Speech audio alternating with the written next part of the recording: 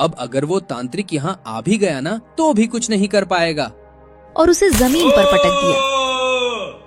तभी इन्होंने देखा कि जमीन पर पड़े उस पानी से धुआं निकलने लगा और फिर उस धुआं ने एक जिन्न का आकार ले लिया।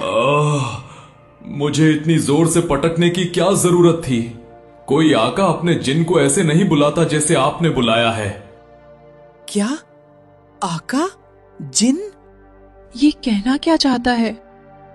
क्या तुम्हारे पास पानी होगा? अरे बाबा, अगर होता तो जरूर देता, लेकिन मेरे पास तो पानी नहीं है। कोई बात नहीं बेटा, पानी नहीं है तो तुम यहीं से ला सकते हो। यहाँ पास में ही एक गुफा है, उसके अंदर तुमको एक तालाब दिखेगा। वहां से इस मटके में पानी भर लेना और इस गधे की कमर पर रखकर बाहर ले आना। है? मेरी कमर पर क्यों? क्या ये मटका पानी भरने के बाद इतना भारी हो जाएगा जो इसे मेरे पीठ पर रखकर लाया जाएगा? अरे बेटा, मैं जितना कह रहा हूँ उतना करो, तुम्हें बहुत पुण्य मिलेगा। ठीक है बाबा, हम अभी आपके लिए पानी लेकर आते हैं। अढ़ैया ने मटका उठाया और आगे बढ़ गया। दोस्त, हम तो काम की तलाश में निकले थे, फिर इस बूढ़े को पानी पिलाने के चक्कर में क्यों पड़ गए? और वैसे भी उस गुफा में जाने को तो तुम्हारी माँ ने मना किया था, वहाँ क्यों जा रहे हो? क्योंकि माँ ने ये भी कहा था कि हमेशा दूसरों की मदद के लिए तैयार रहना, तुम्हारा कभी बुरा नहीं होगा। अढ़ैया के साथ गधा भी मजबूर होकर आगे बढ़ा। अब उनके सामने थी वही काली गुफा। मुझे तो डर लग रहा है। अरे कुछ नहीं होगा, आओ अंदर चलते हैं। ये दोनों गुफा के अंदर चले गए। अरे यार, ये क्या माजरा है? जितनी अंदर जा रहे हैं उतना ही ज्यादा रोशनी बढ़ती जा रही है। आखिरकार इनको सामने एक तालाब नजर आया जिसके अंदर पानी भरा हुआ था। उसे देखकर ये दोनों हैरान रह गए। अरे, ये पानी चमक रहा है। मुझे तो अब और डर लग रहा है, जल्दी करो दोस्त। अढ़ैया ने मटके को पानी में डाला। तभी तालाब का सारा पानी खत्म होकर उस मटके के अंदर समा गया। अरे, ये क्या हुआ? ये मटका तो बहुत भारी लग रहा है। अढ़ैया से मटका संभाला नहीं गया और उसने गधे की पीठ पर रख दिया। तभी इन दोनों को एक भयानक हंसी सुनाई दी। अरे, ये किसकी आवाज है? भागो, भूत! वो दोनों तेजी से भागे और गुफा से बाहर आ गए। शुक्र है बच गए। अब इस मटके को उतारो मेरे पीठ से।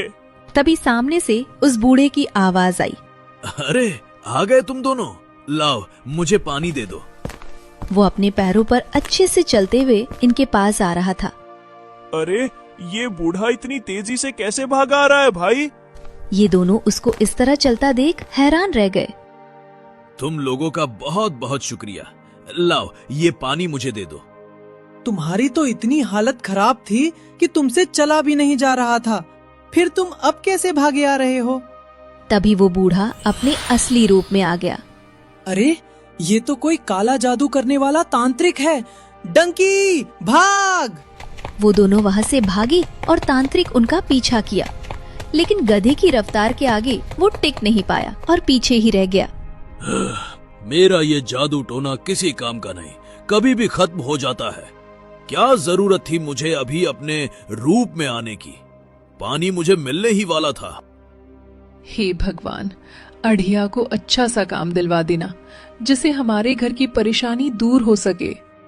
तभी अढ़ैया गधे के साथ वहाँ पहुँचा। अरे, तू आ गया? इतना घबराया हुआ क्यों लग रहा है बेटा? और ये गधा तेरे पास कहाँ से आया? माँ, बहुत लंबी कहानी है। मैं शहर जा रहा था और यह गधा मेरे साथ मेरा हमराह बन गया। हमें एक बूढ़ा मिला जिसने हमें काली गुफा से पानी मंगाया और पानी उसके सामने आते ही हमें पता चला कि वो कोई जादू टोना वाला दुष्ट तांत्रिक था जो इस पानी को पाना चाहता था। इसीलिए हम उससे बचकर यहाँ भाग आए। हे राम, इतना कुछ हो गया। तुझे तो मना किया था बेटा, फिर भी तू उस गुफा में क्यों गया अढ़ैया? माँ, मैं तो प्यास से तड़प रहे उस बूढ़े के लिए पानी लेने गया था। उसने गुस्से में मटका उठाया। अब अगर वो तांत्रिक यहाँ आ भी गया ना तो भी कुछ नहीं कर पाएगा। और उसे जमीन पर पटक दिया। तभी इन्होंने देखा कि जमीन पर पड़े उस पानी से धुआं निकलने लगा और फिर उस धुआं ने एक जिन्न का आकार ले लिया। मुझे इतनी जोर से पटकने की क्या जरूरत थी? कोई आका अपने जिन को ऐसे नहीं बुलाता जैसे आपने बुलाया है। क्या? आका? जिन? ये कहना क्या चाहता है? अरे दोस्त, तुमने वो अलादीन की कहानी नहीं सुनी क्या? ये